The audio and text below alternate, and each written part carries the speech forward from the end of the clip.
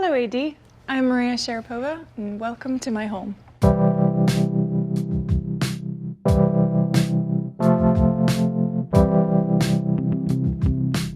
So I've always wanted a Japanese-inspired home by the beach. You enter the home in this beautiful courtyard with this Japanese pine and a fountain that we created especially for the space. And then you enter into this double, triple height ceiling, which gives you so much air and space and light and makes you feel like you're at the beach. Well, I love homes that have an indoor and outdoor feel, and I think the light plays a big part into this home's atmosphere. In my previous home, I had a lot of colorful, a lot of greens and pinks, colors of art. And when we built this home, the walls were all concrete, and that's probably why it took so long to build, almost 3 years. And I thought that all of the art from my old home would go onto these walls, but actually the concrete itself just felt like a huge art piece in a sense. So the art in the home is very minimal. Every year I invest in a few pieces that are actual sculptures in a sense, like this French chair going back to the 1960s. This is a Japanese door that's the countertop of the table, and that is a painting by Joe Good. It changes color. In the morning shows lots of the purples, but in the evenings it's like a dark shadow and then this golden circle. You feel a different atmosphere every time you look at it, depending on the shadows that are going through the home. And everything has to work with the space. Everything's very natural. All the tones are natural, just like the colors of the house. Besides the concrete, you see the wood siding that's in this gray light tone. And now I'll show you my living room.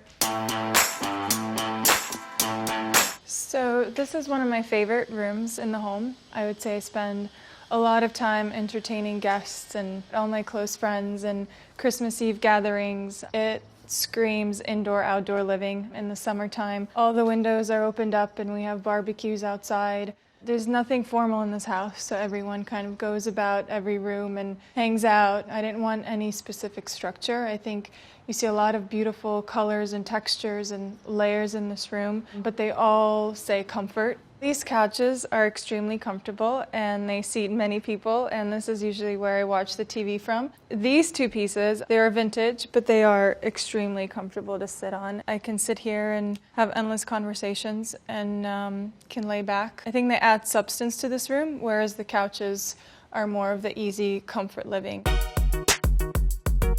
So I usually don't have too many framed photos around the house, quite a minimalist in aesthetics. And I haven't seen this picture of Basquiat before. I think a lot of his images were in color, and this one was just very striking in black and white. And in this image, I just feel like it's so calm, but there's so much emotion internally. And he's holding the globe, which represents, for my eyes, the world of travel, which is a huge part of my life, and I get to see different parts of the world. So this outdoor space, we host a lot of summer barbecues at. This table we custom built. It was inspired by a table I saw at a Japanese store. And I loved the shapes of it. I loved having one long bench where everyone can cozy up and then chairs around it. And we also get to close this roof, patio roof in a sense, so when it's really sunny, you have a lot of beautiful shade. There's a lot of giggling going out here. There's a lot of rosé, a lot of great barbecues. Yeah, this is the summer spot in the house. Usually you have the pool and then a lawn and the home, but I wanted the pool really close to the home. I didn't want that lawn space in between the pool. I wanted to see the water from the kitchen. So getting it as close as possible to the home was a challenge, but we got there. So this is a little piece of lawn. It's as much lawn as we can get by the beach. And also since, like I said before, I didn't want anything formal, so we don't have actual lounge chairs. We have day beds. So this is what we lay on. We put a lot of different funky pillows out on here. That way we can all be together and we're not separated by lots of space. We also just recently installed a maple tree, which comes spring and summer, I can't wait to see it bloom. We love having a glass of wine around 5 or 6 p.m. before we go inside and finish up cooking dinner. Having the fireplace here is magical once the sunset goes down. We usually watch it upstairs and then make our way down, and we have heaters upstairs, which is a luxury add-on bonus in the home. So no matter what the temperature is, we spend quite a bit of time here. As I said, I love outdoor living. I think there's something very Californian about it. So we try to spend as much time outdoors as we possibly can. Now let's go upstairs. I had that light commissioned specifically for this space by a British artist, Gareth. I saw the lamp at a hotel and I tracked down the artist, and it was incredibly special to watch him sketch the piece specifically for this space, and we felt like it had to be a statement moment in this double ceiling height, because everything else is very tonal, and against the concrete it really popped, and at night it's the centerpiece walking down this bridge. I would say this is the most intimate and coziest room in the house, just because it's separate from everything else, and it's in a very quiet corner of the home. I don't really have a proper office in the home because I wanted everything to feel relaxed, and nothing was made with a purpose, like you had to do something specific in each room. But I usually find myself here with either my phone or my computer working on all the things that need to get done. I love browsing through architectural and design coffee table books. Usually when someone gifts you a book like that, you put it on a shelf and never pick it up again. But I actually lay them out and I open different pages at different times of the day, and then you actually get a sense of what's in the book, and sometimes it inspires you to design a home.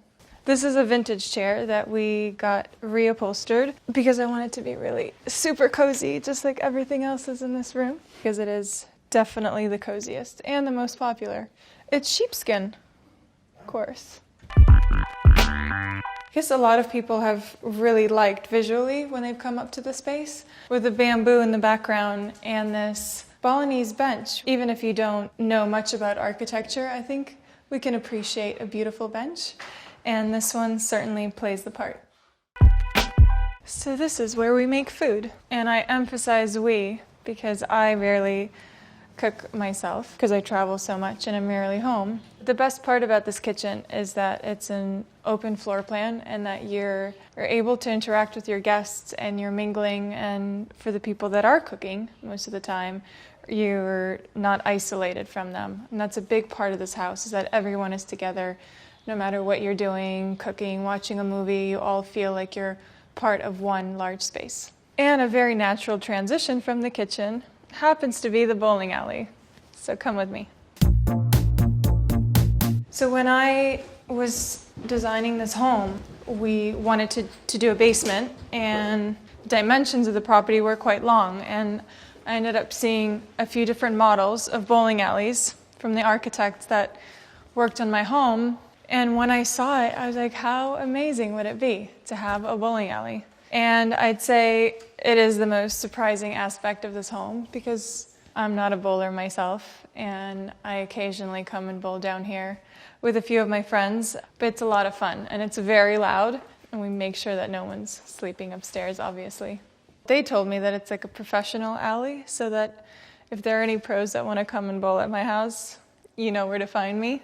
And we have a great Chris Gwaltney painting. That was one of my first few paintings that I invested in. I think I was still a teenager, and I loved color. And there's another Chris Gwaltney here. I love the colors of this piece. I love that circle. As you see with a few of my other pieces, there's a lot of circles, which is interesting because everything else in my home is very sculptural and straight lines. But in some of the artwork, you see pictures of the sun, the moon, in circles, such as in this piece. And there's a lot of depth, and Chris Gwaltney started his career painting figures. And I think this is a work that evolves around figures, but in much more abstract composition. I think I've always loved the vision of contemporary work, because you never quite know what it is, and for some people this can mean zero and you can say that your child can make it, and for others it's much more complex, and I've always found it very interesting because there's so many different meanings behind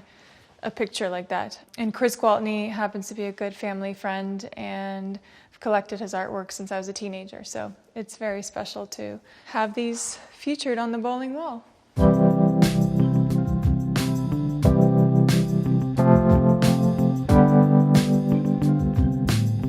That's it for now. Thanks, AD, for stopping by. See you soon.